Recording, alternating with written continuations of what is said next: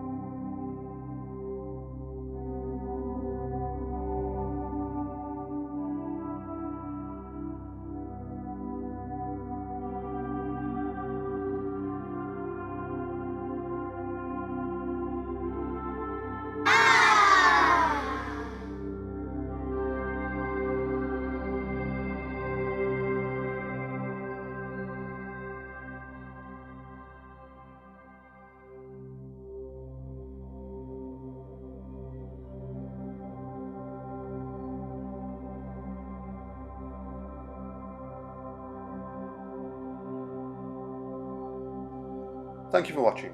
Please like, subscribe and hit the notification bell to keep up to date with our content. You can also check out our Ko-fi page where you can donate if you wish to. In the description below you can find an Amazon link to our Plot 13 t-shirts if you wish to check those out as well.